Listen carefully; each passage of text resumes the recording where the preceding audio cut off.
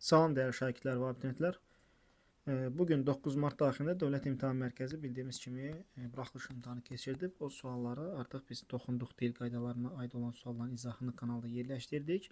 İndi isə mətnlərə baxacağıq. İzaha keçməmişdən öncə bir qısa məsələni nəzərinizə çatdırım. Yeni bir toplum nəşr olunub. O toplumda 2014-dən 2024-cü ilə qədər bütün 3-cü qruplar üzrə qəbul sualları, 2019-2024 9 və 11-ci sinif buraxılış sualları mətnləri ilə birlikdə.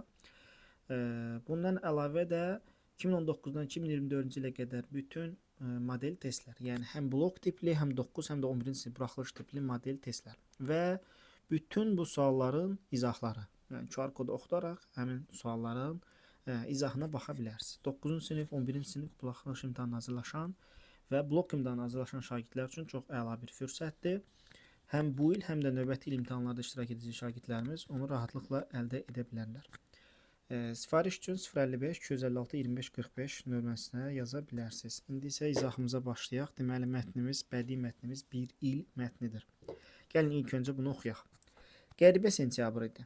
11 il sentyabrın 1-də məktəbin yolunda addımlamışdım. Amma indi zavodun yolunu tutmuşdum.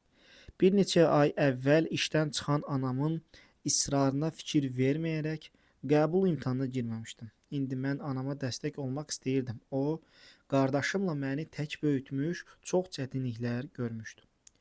Briqada yoldaşlarım qocaman usta, Səlim, Muxtar, Əhəd işin incəliklərini mənə öyrətdilər. Usta Səlim məni son beşiyim adlandırır, dərdimi sərrimi diqqətlə dinləyir, mənə öyüd verirdi.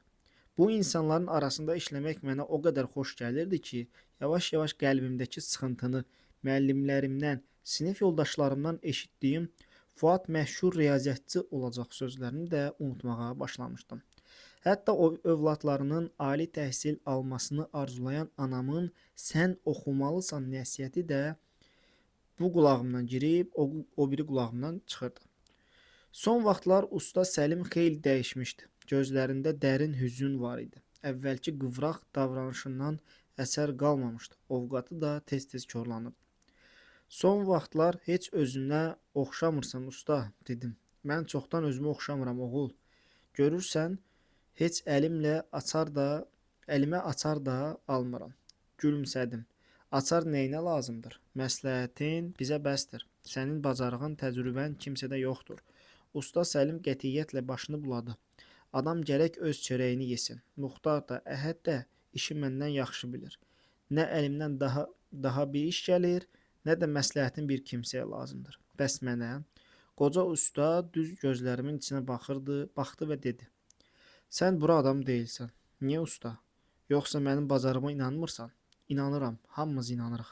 Hətta sən bura gələndə düşünmüşdüm ki, nə vaxtsa məni sən əvəz edəcəksən. Amma indi fikirlərim dəyişib. Sən bu zavodda müvəqqətisən. Sən alim olacaqsan. Hər kəs öz yerini tapmalıdır. Ancaq bizim yollarımız ayrılır. Mən gedirəm. Hara? Niyə? İşdən çıxacağam. İstəmirəm qulağım eşidə-eşidə bu kişi nə vaxt gedəcək desinlər. Ustanı yoldan çəkindirməyə təşəbbüs göstərməyin mənasız olduğunu düşünüb sustum. Məktəbi bitirəndən sonra 2 sentyabrı qarşılayıram. Bu sentyabrda birincindən fərqli olaraq uçmağa qanadım yoxdur. Yəni çox sevincliyəm mənasında, eləmi? İstəyirəm hamıya deyim ki, mən tələbəyəm. Özü də elə belə tələbə yox, fəhlə tələbə. Öz əlinin zəhməti ilə yaşayan tələbə. Bu bircə ildə çox şey öyrəndim. Həyat məktəbi keçdim. Möhkəm, zəif, saf addımlarla münasibət qurdum. Əsl kişilərlə çiyin-çiyinə çalışmağı, işləməyi öyrəndim. Ən əsası öz yerimdə olmağı öyrəndim. Mətnimiz burada yekunlaşır. Deyir ki, mətnə əsasən Fuad obrazı ilə bağlı doğru fikirləri müəyyən edin. Demək uşaqlar, Fuad kimdir burada? Gəlin onu baxaq. Fuad məşhur riyaziyyatçı olacaq. Məsələn, buradan anlayırıq ki, Fuad kimdir? Bizə mətni danışan şəxs. Eləmi? Bu həmin imtahana girməyərək, anasının israrlarına baxmayaraq, anasına dəstək olmaq məqsədi ilə imtahana daxil olmayıb, gedib işləyib pul qazanmağa çalışan həmin bu fəhlə kimi işləyən, sonra da isə universitetə qəbul olan uşaqdan söhbət gedir. Universitetdə daxil olmaq üçün biliyi kifayət etmir. Xeyr, biliyi kifayət edir. Orada nə qeyd edir? Deyir ki, mən anama dəstək olmaq üçün onun israrına baxmayaraq imtahana girmədim. Hətta sonrakı ildə işləyə-işləyə sonrakı ildə imtahana daxil olur və qəbul olur. Deməli bu uşağın biliyi çatırmış. İmtahandakı uğursuzluqdan sonra zavodda imtahanda uğursuzluq əldə eləməyib. Çünki imtahana girməyib ümumiyyətlə, eləmi? Baxın deyir ki, bir dəqiqə burada harda idi? Amma indi zavodun yolunu tutmuşdum. İmtahanda getməmişdim. Görürsüz, qəbul imtahanına getməmişdim deyə. Yəni 1-dən 2 yanlış fikir oldu. Sən 1-dən 2-ni çıxanda demək olar ki, artıq cavabın çıxar. Usta Səlimlə səmimi söhbət, münasibət qurmağa nail olmuşdu. Bəli, orada səmimi münasibət qururlar. İşin incəliklərini də yavaş-yavaş öyrənirdi. Ona görə cavabımız burada 3 və 4 A variantı olur. Hansı cümlədə mətndə üzərində rəqəm yazılmış sözlərdən heç birinin mənasına uyğun söz işlənməmişdir. Gəlin birinci bu üzərində rəqəm yazılmış sözlərimizi tapaq. Demək, bir nədir? İsrar, təkid, eləmi? Hüzün, qıvraq, bir də ovqat. Başqa var? 5 var mı? Bir dəqiqə.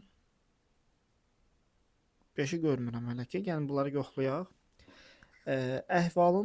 Əhvalının xoş vaxtında heç nəyə etiraz etməzdi deyir. Əhval sözü nədir? Uşaqlar, baxın bu 4-ü əvəz eləyin. Mən bura 4 yazıram. Sonra Almurad Çevik nə idi? Qıvraq. Baxın burada 3-ündür. Sonra müğənninin səsi insana kədər, hüzün idi 2, eləmi? Sonra rəisin təkidi bu da isrardır 1. Deməli ona görə cavabımız nə oldu? E variantı. Çünki gördüyümüz kimi digər bütün sözlərin mənası qeyd olunub. Mətnə əsasən boşluqların yerinə yazıla biləcək cümlələrin ardıcıllığını müəyyən edin deyir. Demək, birinci bura baxaq görək. Bura nə yazılmalıdır? Burada nə deyir? İndi mən anama dəstək olmaq istəyirdim. O qardaşımla məni tək böyütmüş, çox çətinliklər görmüşdü. Sonra əsas hissə nə ilə başlayır? Giriş hissəmiz yekunlaşır. Briqada yoldaşlarım Qocaman Usta Səlim Muxtar Əhəd işin incəliklərini mənə öyrətdilər. Deməli, bu zavodda işləməyə başlamışdı, eləmi? Yəni artıq burada zavodda işə daxil olub və iş görür. Onun əzabını, ağrısını artıq zavodda faydasız olduğunu düşünməsini anlayırdım. Bu Səlim deyir, mən gedim çıxım. Qoy deməsinlər ki, buna vaxt gedəcək. Bundan sonra bax məsələn bura qeyd eləyə bilərik onu.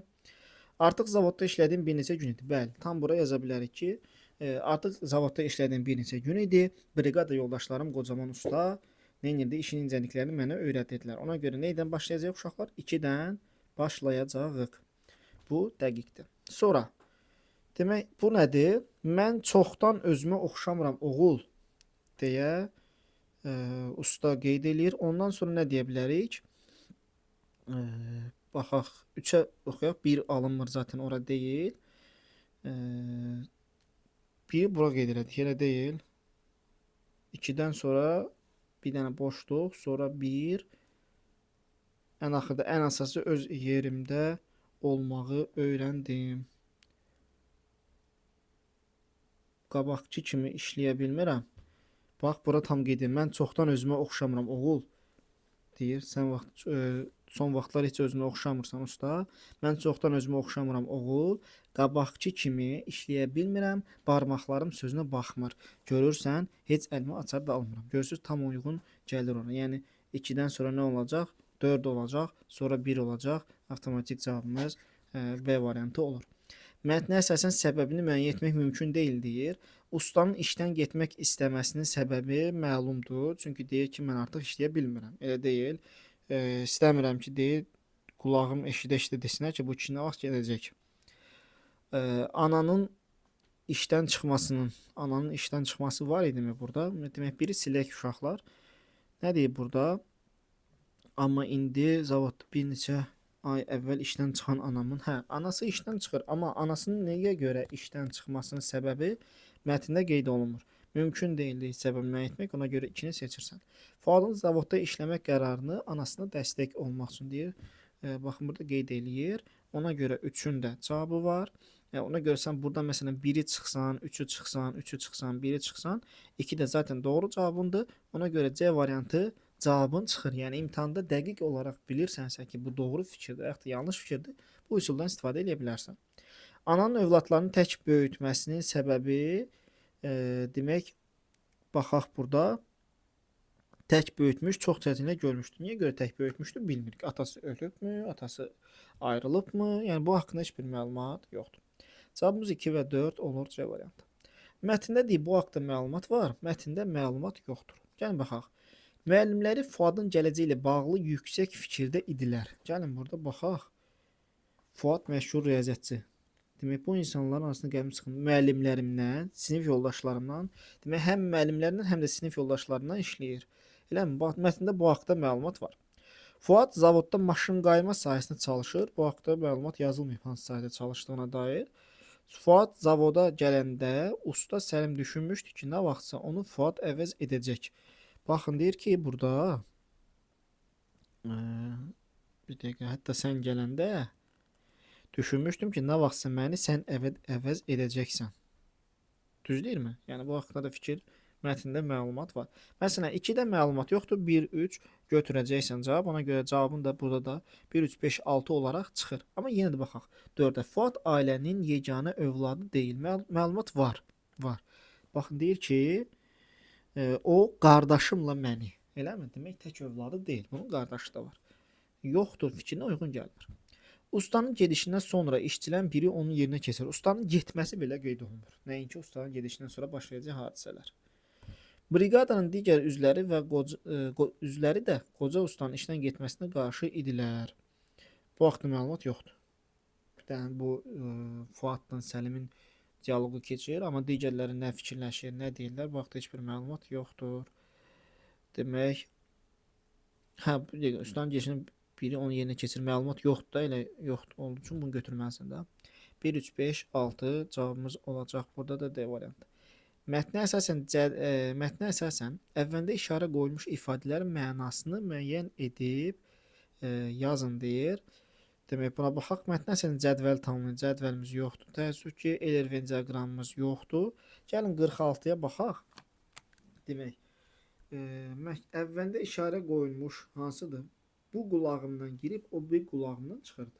Bu el arasında çox istifadə olunan sözdür. Yəni bir sözü dəfələrlə bu adama deyirsən, beyninə girmir. Yəni o sözə riayət eləmir, eləmi? Yadında qalmır, saxlamır beyində, əməl etmir. Deyir ki, söz bu bir qulağımdan girib o bir qulağımdan çıxırdı. Yəni bu nə qulaq asmamaq, eləmi? Yəni önəm vermirdi dedik. Sonra nədir? Uçmağa qanadım yox idi. Həddindən artıq sevincli olmaq, xoşbəxt olmaq, sevinmək, eləmi? Sonra həyat məktəbi keçdim. Yəni təcrübə topladım. Məsələn, təcrübə topladım, qeyd edə bilərik. Sonra 49-da deyir ki, insan həyatda öz yerini tapanda əsl xoşbəxtliyə çatır. Bu fikir doğru fikirdir, eləmi? Çünki biz burada Fuadın obrazında biz bunu görürük. Məsələn, bunu yaza bilərsiniz ki, doğru fikirdir. Fuadın obrazında bunu görürük. Çünki o universitetə daxil olduqdan sonra, yəni tələbə olduqdan sonra həddindən artıq çox sevincli idi, eləmi? Deyir ki, uçmağa qanadım yoxdur. Sonra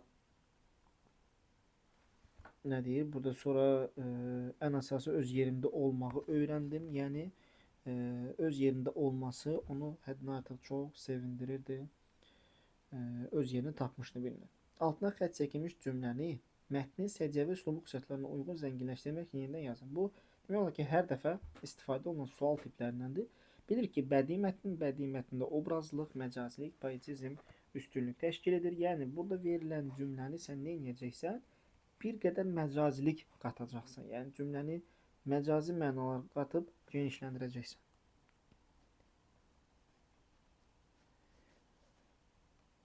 Sonra mən indi məsələn deyir ki, indi mən anama dəstək olmaq istəyirdim. O qardaşımla məni tək böyütmüş, çox çətinliklər görmüşdü. İndi bunu böyük çətinliklər görmüşdü. Məsələn, bunu qeyd edə bilərik, eləmi? Dəhşətli dərəcədə çətinliklər görmüşdü. Anama dayaq olmaq istəyirdim. Belə. 50-ci sualımız da yekunlaşdı. Artıq bədii mətnimizin izahını yekunlaşdırdıq uşaqlar. İndi isə növbəti videomuzda publistik mətnin izahına baxacağıq. Sağ olun, növbəti dərsdə görüşərik.